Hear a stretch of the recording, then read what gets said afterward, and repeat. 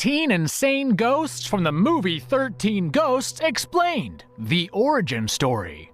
William Castle directed the original 13 Ghosts in 1960, which was made into a fantastic remake by Dark Castle and directed by Steve Beck in 2001. This remake introduced viewers to several unresolved mysteries, and among them was the Black Zodiac, which was a dark reversal of the traditional Zodiac.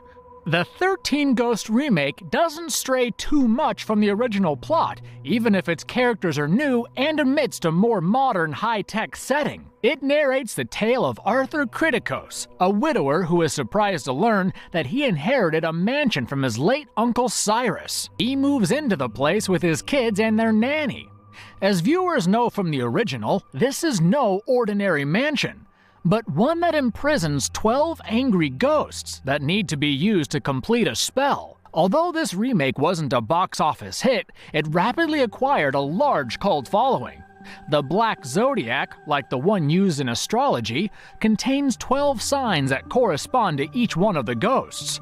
However, the signs and the ghost rules here are unique to 13 Ghosts. Once their ghost counterparts represent all the Black Zodiac signs, they can be activated to use Basilius's machine. It can open the Ocularis Infernum, aka the Eye of Hell. Now, why would someone want to open something that says the Eye of Hell?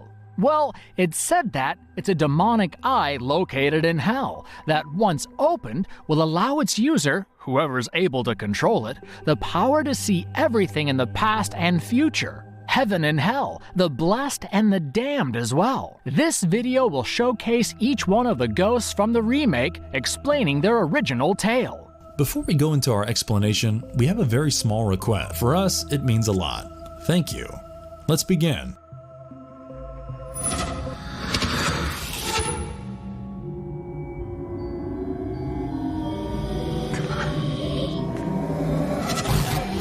The Firstborn Son.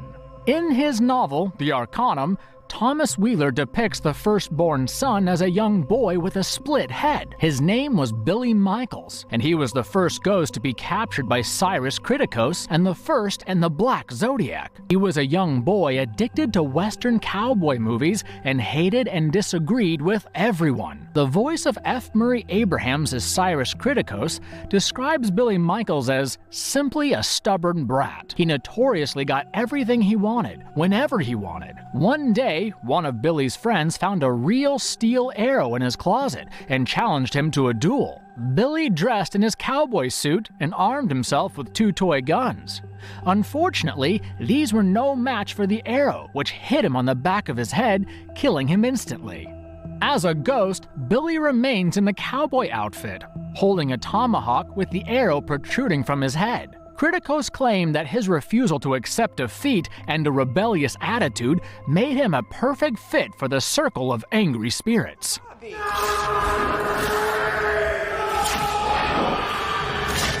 Spectral viewers, you can see the ghost. The torso. The torso is depicted as a long-haired human figure with no lower body. He walks around on his hands. The torso and its head are separated from each other, and both are wrapped in plastic. In his past life, the torso was known as Jimmy the Gambler Gambino, and his childhood on the horse tracks. Due to his love for gambling, he became a greedy casino owner. One day he was challenged by a wealthy businessman who sealed his fate. After betting heavily on a boxing match and losing, he tried to retrieve his money and flee. Unfortunately, the businessman and the winning boxer caught up with him, chopped Jimmy into pieces, and wrapped them with cellophane, throwing the parts into the ocean. He now lurks within the mansion, forever screaming in agony.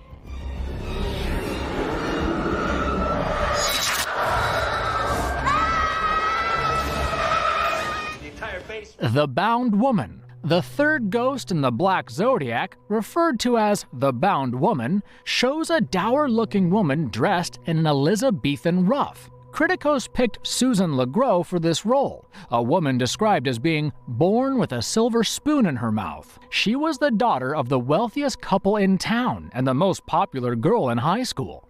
She was a cheerleader. But what most stood out about her was her ability to seduce several men and toss them away. During her prom, she was dating the football team captain, Chet Walters.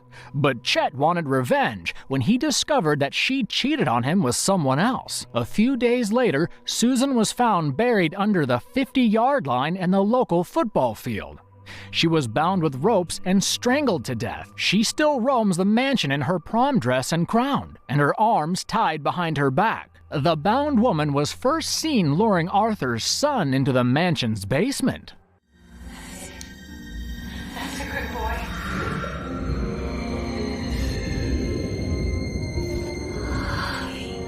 The Withered Lover. For this role, Cyrus Kritikos chose his niece, Jean Kritikos. She was Arthur's loving wife and the mother of his children, Bobby and Kathy. She loved her family deeply, but could not be saved when she rescued them from a horrible fire that burnt half her body. She succumbed to her burns and met an untimely demise in the hospital. After her death, Cyrus captured her spirit to become the Withered Lover. She now resides in the mansion's basement. She's seen to be communicating with her son Bobby on several occasions in the movie, warning him not to follow the bound woman into the basement. What are you staring at? The Torn Prince. Royce Clayton was the Torn Prince and one of the primary antagonists of 13 Ghosts. Born in 1940, he was a baseball player and a major in his league that lived a miserable small-town life. However, he was arrogant and had a superiority complex. In 1957, he was challenged by a greaser called Johnny to a car race. Due to his ego, he accepted. Unfortunately, his car flipped over and exploded during the race, sending tire shards to the right side of his body and tearing it to shreds. His ghost carries his favorite baseball bat, which is also his weapon. He wears a leather jacket and jeans with his right side completely torn to shreds. The background to his containment cube portrays his destroyed race car. Hey,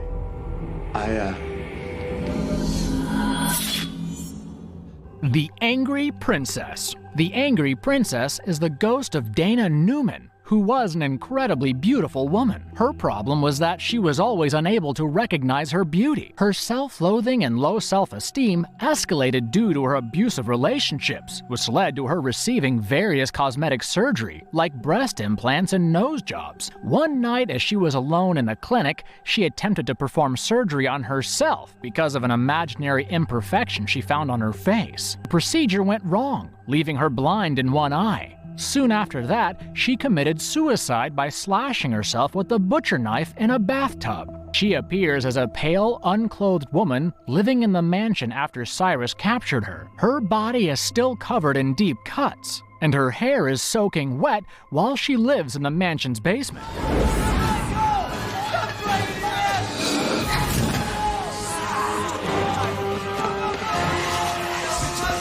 The Pilgrimess. Isabella Smith was chosen by Cyrus Kritikos to be the Pilgrimess. She is a minor antagonist but a significant character in the 2001 version of 13 Ghosts. Before her death, Isabella was an Englishwoman who traveled across the Pacific and settled in New England during the colonial period. She was an outcast in her town, being isolated and continuously ignored. When the town's livestock began mysteriously dying, she was accused of witchcraft by everyone, who then chased her to an old barn and set it on fire. However, she somehow emerged amidst the ruins unharmed. She was then sentenced to the town square within the stocks, where she died of starvation. She wears a long black dress, and her skin appears to be severely messed up. She only makes her appearance in the film before the end.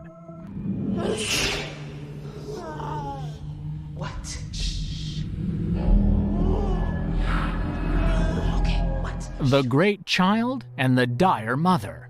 The Great Child, also known as Harold Shelburne, was born to Margaret Shelburne after being raped by the Tall Man. His mother always spoiled him, and as a result, he was infantilized and wore diapers his whole life. He and his mother faced a difficult life, being mocked and tormented at every scope. Even the other freaks in the circus teased them. One day, some of them decided to play a prank on him by kidnapping his mother.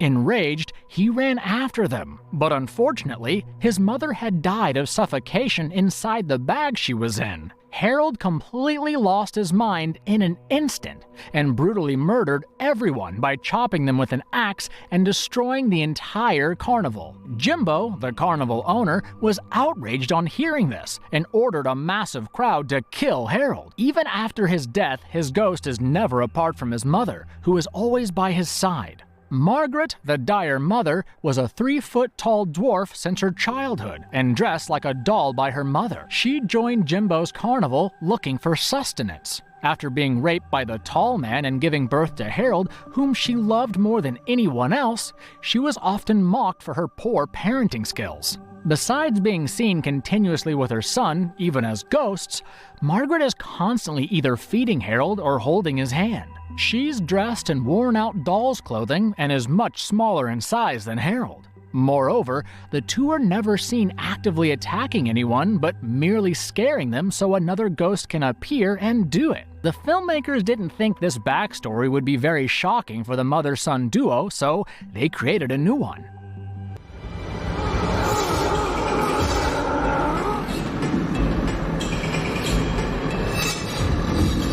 The Hammer. George Markley was chosen by Cyrus Kritikos to become the Hammer. He was a major character and villain in the film. George was an honest African-American blacksmith that lived during the 1890s. After being wrongfully accused of theft by a white man, he was threatened with exile, but he refused to leave town. A gang led by the same white man kidnapped his wife and children, hanged them, and burnt their bodies. Due to his anger and outrage, he used a sledgehammer to beat the culprits and kill them. After this, the townsfolk dragged him to his shop and inflicted him with severe forms of torture. He was bound to a tree with ropes and had railroad spikes driven into him. As a final touch, they chopped off his hand and replaced it with the hammer. George's ghost is one of the most aggressive ones in the film. His entire body is impaled with spikes, and he is the only African-American ghost in the movie. Unbelievable. Another one of Cyrus's victims. I hope to God the barrier spells hold. The Jackal.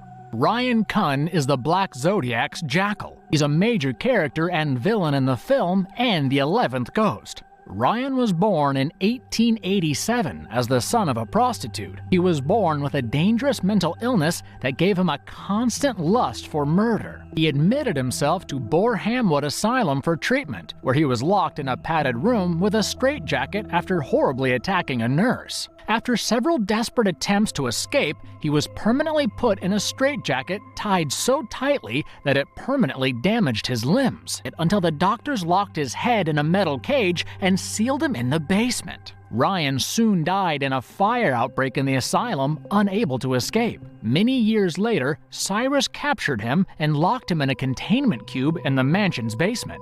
Ryan is an incredibly frightening ghost with the metal cage still on his head, with the front bars ripped outwards. His skin is severely scarred, and he has long, black hair. He's also the only one whose position within the Black Zodiac is explained by one of the characters as the sign of Hell's Winter.